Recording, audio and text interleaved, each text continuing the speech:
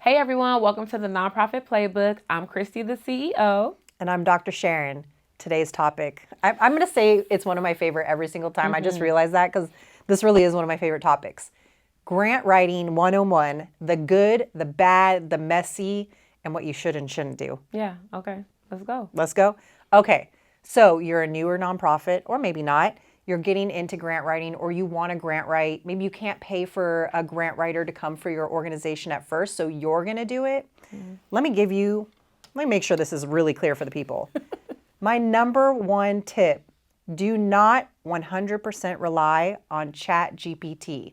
Number one, for the reason of there are funders that will turn your grant application into, like back when you were in college or in high school and they do that plagiarism software. At turnitin.com or something like that? Yeah, Turnitin, Yep. They will do that on your grant application. And if you didn't take the due diligence and the accountability of yourself to review the content to make sure there's no errors, that it's accurate, because ChatGPT puts in some erroneous data sometimes. It's just, it is what it is. It's pulling from the internet. Right.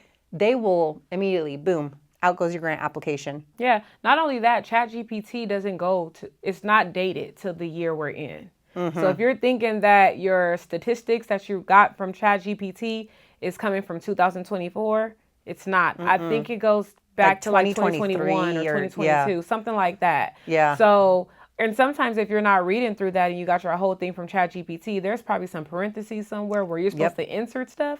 Yep. And there's nothing there. And you just sent your grant off. So, yeah. So although we always want to be positive, I'm toxic positive, Christy's toxic positive, we want to give you, that's the ugly and the messy part, because that's what everyone's doing now is really relying on ChatGPT. Now, it's an excellent resource. It's there to support you. We talk about using ChatGPT to use as your strategic partner and have a conversation. Right. But don't rely 100% on ChatGPT and AI software to do all of your grant writing. Right. A really excellent grant application comes from the heart. It's authentic and people know. Yeah. What are some of the ChatGPT things that like drive you up the wall crazy? It's the dash, the hyphen. That's the main thing. The hyphen when the sentence should have a comma, an exclamation point, whatever it may be. Like, I already speak like that. I enunciate every letter when I'm talking. So when I'm reading something and I see a hyphen, a dash, and it should be a comma, it drives me crazy, but I know it came from ChatGPT. I'm not going to give you guys everything, but that's one thing that drives me crazy. I just want to mention the other thing that drives her crazy because it just like cracks me up so much. You know people when they have the little rocket? Oh my gosh. This is why I have to The mention rocket it and because, the star. oh, it's like that is such a pet In the peeve. caption, like, I'm tired of that rocket. Everything's not blasting off. So why is that rocket there? So Exactly. You see what I mean? Like, yeah. just don't. Just That's don't. a good one. Okay, No. so for some other stuff for grant writing, some other tips and tricks that we can give. Another one is making sure you have a clear program description. Yes. You have to know what you're doing. You have to know what you're selling. You know what? With the program description, what's going to come from this is your storytelling. Your main goal when writing this grant is to pull on the heartstrings of the person that's reading it.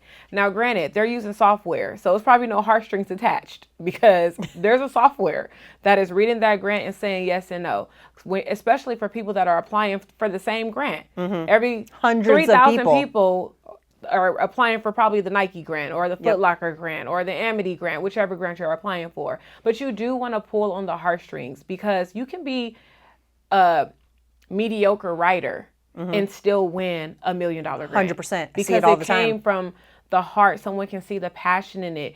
It doesn't have to always be the biggest words in the world. You don't have to be a dictionary or a thesaurus when it comes to writing. Do you even know what a dictionary and a thesaurus are? Because I don't even know if they're using that anymore. I had to just real quick, do you know what that is? But you don't have to have a dictionary or a thesaurus vocabulary to be able to win that grant. You just have to pull on, again, the heartstrings and be able to tell a story that is very impactful and it makes someone say, yes, we need to solve this problem. That's the main thing. And the number one question that grant applications ask are, who are you going to serve? And if you are like not sure, don't know, I don't Or know you're what to serving tell everybody, you. Yeah, and you're not niche they don't want to down. serve, and they don't want to see you serving everybody because that's not sustainable and that's not really realistic. It's not at all. Unless you're like multi-level $1 million. But grant applications are also usually for a specific program. If you're, for example, since we're based in Los Angeles, then Los Angeles is your community you're focused on, and you can get even more specific because Los Angeles has tons of different areas, Yep. different zip codes, different neighborhoods. Be specific. That's what funders love to see. Yeah, agreed.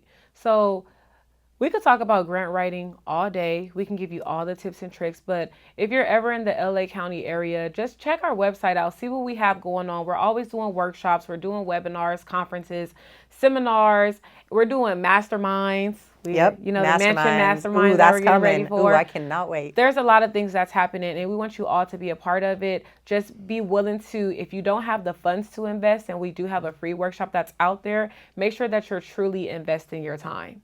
Make sure that you're doing that. So if you know someone or you're interested in getting some grant writing services, you can comment grant writing, and then don't forget to like, share, subscribe, and tell a friend to tell a friend to tell a nonprofit leader. We'll see y'all next time.